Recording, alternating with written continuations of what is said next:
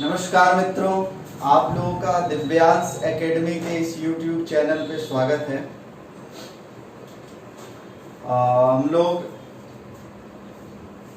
CTET, super TET और UP TET तीनों ही परीक्षाओं में जो महत्वपूर्ण प्रश्न होते हैं और जो लगातार प्रश्न पुरानी परीक्षाओं पुराने हमारे ईयर पहले पूछे जा चुके हैं, उन सारे प्रश्नों उनसे रिलेटेड जितने भी प्रश्न होते हैं उनमें कुछ महत्वपूर्ण टॉपिक को हम रैंडमली ले रहे हैं और उन्हीं का डिस्कशन करते हुए उनसे रिलेटेड प्रश्नों को किया जा रहा है। ठीक है, तो आज उसी कड़ी में आज का जो हमारा टॉपिक है वो काफ़ी समस्या क्रिएट करता है। बच्चों को सवाल जब आता है तो उसको आसानी से हल नहीं कर पाते हैं, है ना। तो आज हम लोग सीखने वाले हैं एज से रिलेटेड क्वेश्चन, आयु संबंधित प्रश्न। ठीक है, तो आइए स्टार्ट करते हैं और सबसे पहले हम इसकी संकल्पना को सीखेंगे। क्या वास्तव में जो मैं तरीका बताऊंगा, देखो वो वैल्यू मान के एक्स मान के तो हम लोग कर ही लेते हैं, लेकिन अभी हम लोग एग्जाम पॉइंट ऑफ व्यू से करेंगे कैसे सवाल को जल्दी से किया जा सकता है। तो आइए यहाँ पे हम लोग समझने का प्रयास करते हैं। तो देखो बेसिक कंसेप्ट क्या होता है यहाँ पर।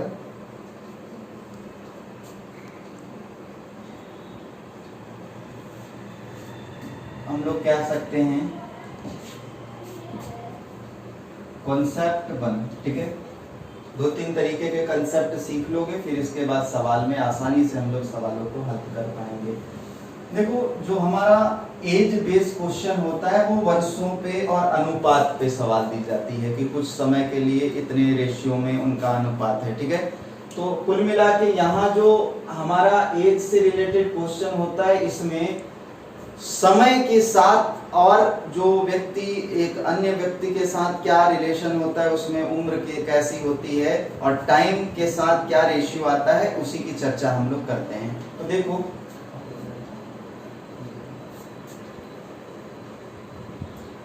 प्रेजेंट मतलब जिसे हम लोग वर्तमान कहते हैं। जब प्रश्न आएगा तो 3 तरीके की स्थितियां हमको दी जाएंगी, वर्तमान, ठीक है, और फ्यूचर, भविष्य, और पास्ट। ठीक है, तो जब कभी भी हम अपने प्रश्न को हल करते हैं तो एक बात का ध्यान रखना कि हमेशा प्रेजेंट से ही सारी चीजों को करते हैं, चीजें आसान हो जाती हैं। जैसे अगर कभी आपको कुछ साल बाद ऐसा शब्दावली का इस्तेमाल करें तो हम क्या करते हैं, वर्तमान से आगे की ओर बढ़ेंगे।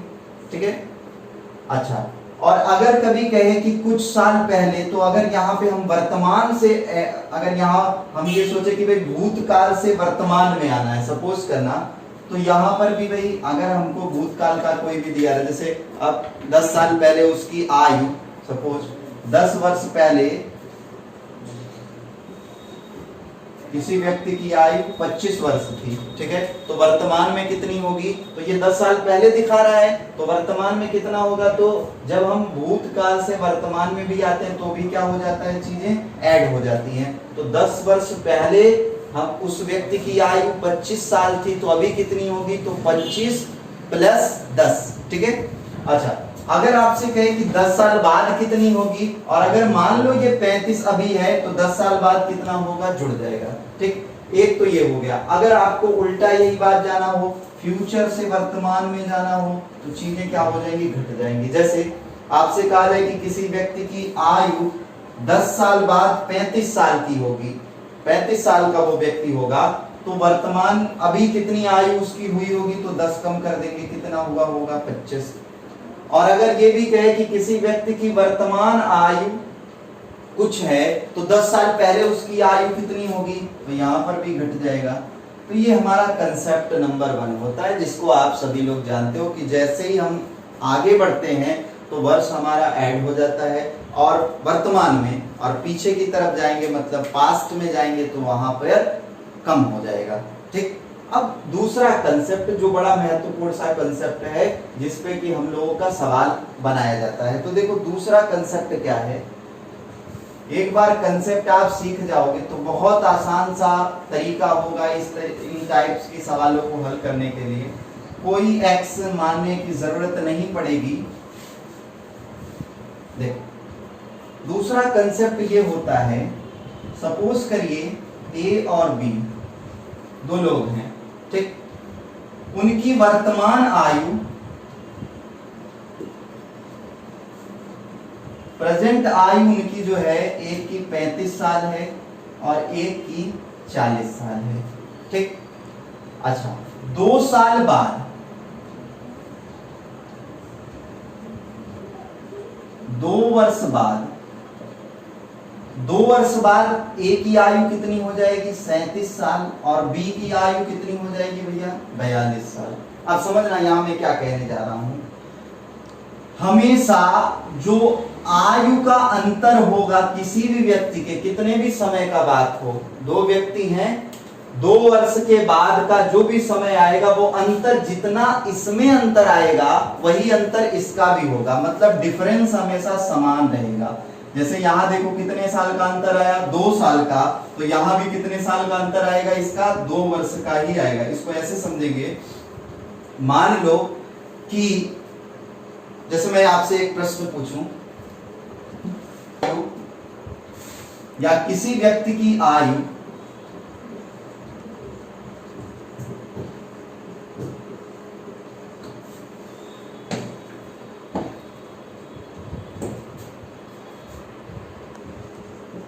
भाई की आयु,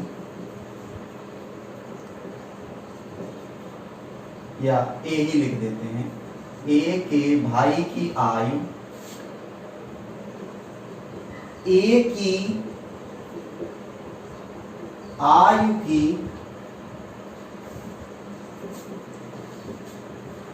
आधी है। समझना, ए के भाई की आयु ए की आयु की आधी है यदि ए की आयु 4 वर्ष हो, तो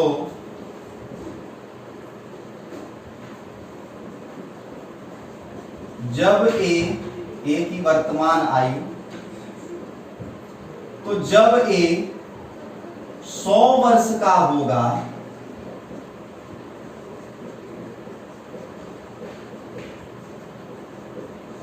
तो उसके भाई की आयु ज्ञात करना है। सवाल कह रहा है कि ए की जो आयु है, ए की जो भाई की आयु है वो ए की आयु का आधा है, मतलब जितना ए की आयु है वर्तमान में उसका आधा उसके भाई की आयु है, ठीक है। और वर्तमान में ए की जो आयु है वो कितना है? 4 साल। तो आपको बताना है कि जो जब ए 100 साल का होगा तो उसका भाई कितना वर्ष का होगा। तो बहुत से लोग क्या करेंगे, ये समझेंगे कि सर उसके भाई की आयु जो है वो ए की आधा है, तो जब ए 100 साल का होगा तो उसका भाई उसका आधा होगा, 50 साल का होगा। ये बहुत से लोग सोच रहे होंगे, लेकिन ये बात यहाँ गलत है। समझना इस बात को, यह वर्तमान के लिए, तो जरूरी नहीं है कि जो वर्तमान का अनुपात हो वही पास्ट का अनुपात हो और वही फ्यूचर का अनुपात हो। सब अलग अलग अनुपात अलग अलग हो सकते हैं, लेकिन डिफरेंस जो होगा उनके समय का वो हमेशा समान रहेगा। जैसे अब मैं बात करूं ए के प्रेजेंट की,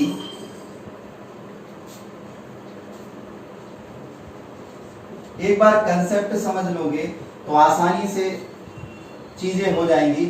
ए अभी कितना है? 4 साल, तो उसका भाई 2 साल का, आधा हो जाएगा। मतलब उसका भाई उससे कितना छोटा है भाई? 2 वर्ष छोटा है। यही एक्चुअल है डिफरेंस। आधा वो वर्तमान के रिस्पेक्ट में है कि ए की जो आयु है वर्तमान में, या ए के भाई की जो आयु है वो ए की आयु की आधी है वर्तमान में, जबकि ए की जो आयु है वर्तमान में वो 4 साल है। और कब का बताना है, जब ये 100 साल का होगा। तो भैया जब 100 साल का होगा तो ये आधा नहीं हो जाएगा, ये 2 ही साल छोटा है, समझना। ए जो है, ए का भाई जो है वो ए से 2 ही साल का छोटा है। तो जब ए 100 साल का होगा तो उसका भाई उससे 2 ही। भाई आप जितने बड़े हो या आप अपने भाई से जितने छोटे होंगे, चाहे जितना भी उम्र हो जाएगा, जैसे जैसे उनकी उम्र जितने ईयर ऐड होगा उतने ईयर तो आपके भी उम्र में ऐड होता है ना। तो ये चीज का ध्यान रखना। तो डिफरेंस जो होगा वो हमेशा समान होता है, ठीक। देखो यहाँ पर जो डिफरेंस बनेगा और यहाँ पर जो डिफरेंस बनेगा वो हमेशा इक्वल आएगा, यही मैं कहना चाह रहा हूं। तो जब आपको सवाल मैं दूंगा तो इसी संकल्पना का प्रयोग करूंगा। तो कुल मिला के आप ये समझना कि जो अंतर होता है वो हमेशा, समय का जो अंतर रहेगा वो हमेशा क्या रहेगा, इक्वल रहेगा, चाहे जो सा भी रेशियो रहे, ठीक है। तो आइए अब हम लोग प्रश्नों पे चलते हैं, प्रश्न पे चलेंगे और प्रश्नों को हल करेंगे। जब प्रश्न हल करेंगे साथ ही साथ संकल्पनाओं को अच्छे से सीखते चलेंगे, ठीक है। तो एक बार आपको ध्यान पूर्वक इस पूरे सवाल को देखना पड़ेगा, ठीक है। आइए एक क्वेश्चन लेते हैं हम लोग। प्रश्न ये है कि ए और बी की जो वर्तमान आयु है उसका जो अनुपात है वो कितना दिया है, 3:4। ऐसे परीक्षाओं में प्रश्न खूब पूछे जाते हैं आपकी। देखो कह रहा है कि ए और बी की वर्तमान आयु का अनुपात 3:4 है। 5 वर्ष पश्चात उनकी आयु का अनुपात 7:9 हो जाता है, 7:9 हो जाता है। इसको हम लोग ऐसा करें, एक सवाल आपको समझा दिया जाए और इसके बाद हम लोग टाइप 1 ऐसा करके कर सकते हो, 7:8 कर लेते हैं, ठीक है। तो 5 साल बाद उनकी आयु का जो अनुपात है वो कितना हो गया, 7:8 हो जाता है। तो उनकी वर्तमान आयु बताइए, उनकी वर्तमान आयु बताइए। इतना सबको समझ आ गया होगा सवाल क्या कह रहा है। मतलब कि वर्तमान आयु का अनुपात 3:4 है और 5 साल के बाद उनकी आयु का रेशियो 7:8 हो जाता है और वर्तमान आयु बताना है। कोई आयु पूछे, वर्तमान आयु, 10 साल पहले की आयु, 15 साल बाद की आयु, आप सब निकाल सकते हो, बट प्रोसीजर समझो क्या है। देखो करना क्या होगा आपको, आप क्या करना, वर्तमान आयु का रेशियो लिख लेते हैं, वर्तमान आयु का रेशियो। तो सर वर्तमान आयु का रेशियो कितना है, 3:4, ठीक। अच्छा अब आगे बढ़ते हैं और जो हमारा 5 साल पश्चात की आयु है, 5 वर्ष के बाद की, 5 वर्ष बाद उनकी आयु का रेशियो कितना हो जा रहा है, 7:8। 5 वर्ष के पश्चात उनकी आयु का रेशियो हो जा रहा है 7:8। तो आपको बताना है उनकी वर्तमान आयु का अनुपात कितना होगा, उनकी वर्तमान आयु का अनुपात कितना होगा। तो इसके लिए करेंगे क्या, आप जरा ध्यान से समझना। जरा यहां देखो, मैंने बताया था डिफरेंस हमेशा सेम रहेगा, डिफरेंस हमेशा समान आएगा, ये फिक्स है। अब यहां जरा डिफरेंस देखो, और अगर नहीं आएगा तो हम लोग उसको कन्वर्ट करेंगे समान में। देखो 3, अगर इसको वर्ष से समझो, ए और बी का समझ के चले, तो देखो ए 3:4 का था, 5 साल के बाद 7:8 हो गया, तो 3 से 7 हुआ। तो अगर मैं यहां करूं तो ये कितना आ जाएगा भाई, 4 हो जाएगा, ठीक है। यहां कितना आ जाएगा, 4, ठीक। अच्छा और यहां पर भी जरा देखो, यहां पर भी रेशियो कितना आ जा रहा है, 4, ठीक। तो यहां से हम एक बात समझ पा रहे हैं, देखो यहां पर रेशियोज हमारे सेम आ रहे हैं, जो रेशियो आ रहा है वो हमारा क्या आ रहा है, सेम आ रहा है। हो सकता है वैल्यूज हमारा डिफर कर जाए, तो इसके लिए आप परेशान नहीं होगे कि हमारा वैल्यू फ्रैक्शन में आने लगा या क्या आने लगा, ठीक है।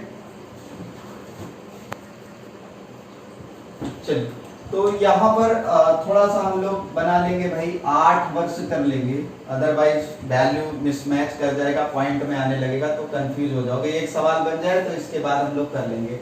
तो वर्तमान आयु का रेशियो है 3 संबंधी 4 और 5 साल की जगह पे यहां हम लोग कर लेते हैं 8 साल, तो आसान हो जाएगा, कैलकुलेशन आसान हो जाएगी, तो सवाल इजीली लग जाएगा। तो अब देखो यहाँ इनका डिफरेंस कितना आ रहा है भाई 4, देखो यहाँ 4, यहाँ भी 4 का डिफरेंस आ रहा है, तो डिफरेंस समान आ रहा है। तो हम ये कह सकते हैं, समझना आसानी से आपका वर्तमान आयु निकल जाएगा, 4 इकाई कितने साल, और वास्तव में कितने वर्ष का डिफरेंस है 8 साल का, तो 4 का जो 4 इकाई का मान है वो कितना है 8 वर्ष, तो 4 इकाई का वैल्यू हो जाएगा 8 साल, ठीक। तो 1 इकाई का जो मान हो जाएगा वो कितना हो जाएगा भैया, 1 इकाई की वैल्यू हो जाएगी 2 वर्ष, 1 इकाई का वैल्यू हो जाएगा 2 वर्ष। तो हमको निकालना एक ही वर्तमान आयु है, तो एक ही वर्तमान आयु है 3 इकाई, 3 है रेशियो, तो एक ही वर्तमान आयु है 3 इकाई, देखो 3 है रेशियो, तो 3 इकाई का मतलब हो जाएगा 1 इकाई का मान 2 वर्ष निकाला, तो 3 इकाई का मान कितना हो जाएगा 6 साल, तो ए की जो वर्तमान आयु हो जाएगी वो 6 वर्ष। और इसी प्रकार बी की वर्तमान आयु 4 इकाई है, तो 4 इकाई का तात्पर्य होगा, 4 इकाई का मतलब हो जाएगा 4 दूनी 8 वर्ष, 4 दूनी 8 साल, मतलब ए और बी की आयु निकल गई, ए की 6 साल है और बी की कितनी है 8 साल, ए की 6 साल और बी की कितनी है 8 वर्ष। एक बार फिर से समझ लेते हैं सारी चीजों को अच्छे से, एक बार ये संकल्पना समझ लोगे, दो पार्ट में ये चीजें चलेंगी। टाइप 1, जब यहां डिफरेंस दोनों का अंतर समान होगा, जब दोनों का अंतर क्या होगा समान, मैं मान के नहीं, सारा कुछ हम लोग रेशियो वाले कंसेप्ट से लगा रहे हैं, तो जब दोनों का अंतर यहां भी समान आएगा, यहां भी, कभी कभी समान नहीं आएगा क्योंकि ये रेशियो है, तो जब समान नहीं आएगा तो उसके लिए हम लोग आगे टाइप 2 में सीखेंगे। अभी टाइप 1 में ऐसे सवाल में रख रहा हूं जिसमें अंतर इनका क्या है समान बन रहा है, अंतर इनका समान बनेगा तो आप करोगे। एक बार जल्दी से इस सवाल को समाप्त कर लेते हैं, एक बार फिर से कंसेप्ट को अच्छे से क्लियर कर लिया जाए ताकि आगे की सवालों में कंफ्यूजन ना रहे। बहुत आसान सा तरीका होगा, एक बार आप समझ पाओगे तो देखो क्या किया करो आप यहां पर प्रेजेंट मतलब वर्तमान आयु ए और बी का जो रेशियो है वो लिख लेंगे। ए और बी का रेशियो कितना है भैया 3 संबंधे 4, ओके। और 8 साल, यहां थोड़ा सा परिवर्तन किया, 8 वर्ष अदरवाइज पॉइंट में आने लग रहा था।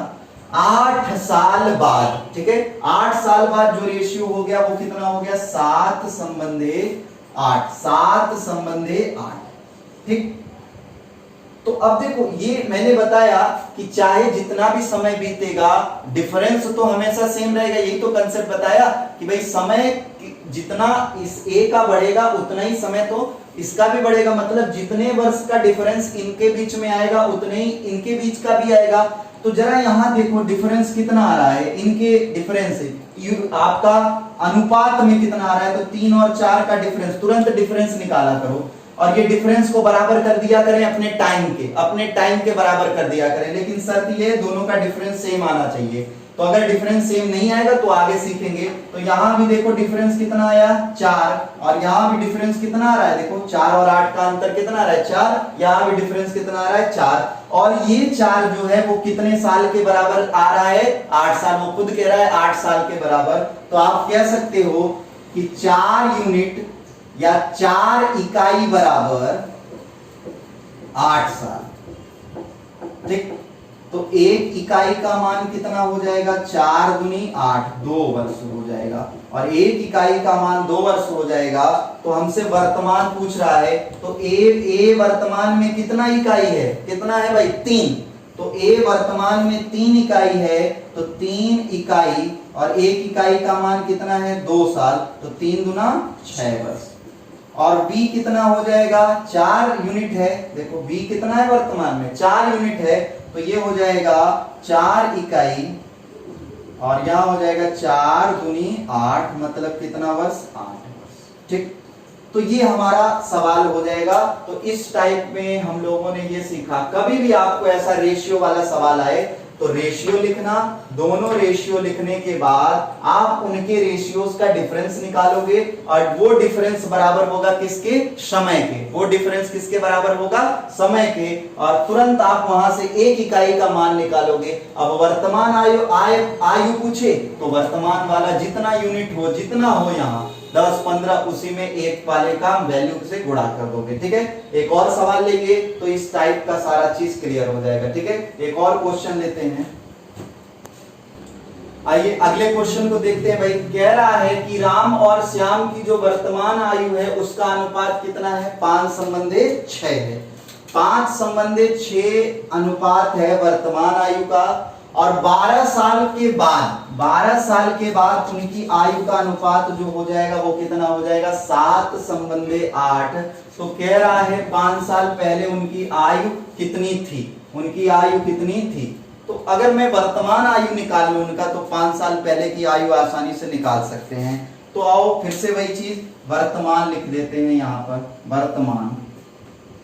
ठीक, और यहां लिख लेते हैं राम श्याम।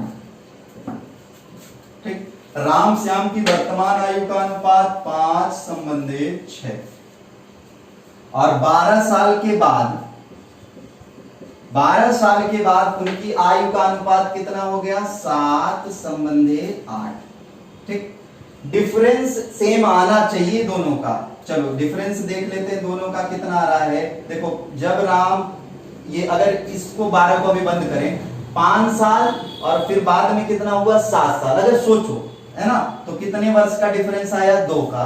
तो यहां पर भी भाई जब रेशियो चल रहे हैं तो जैसे जैसे ये आगे बढ़ रहा है, चूंकि उतने ही सेम टाइम पीरियड के लिए बात की जा रही है, तो यहां भी समान आना चाहिए। तो ये भी कितना आया, 2। ठीक, तो हम कह सकते हैं कि ये जो 2 यूनिट है वो किसके बराबर हो जाएगा, 12 के। ये 2 यूनिट किसके बराबर हो जाएगा, 12 के।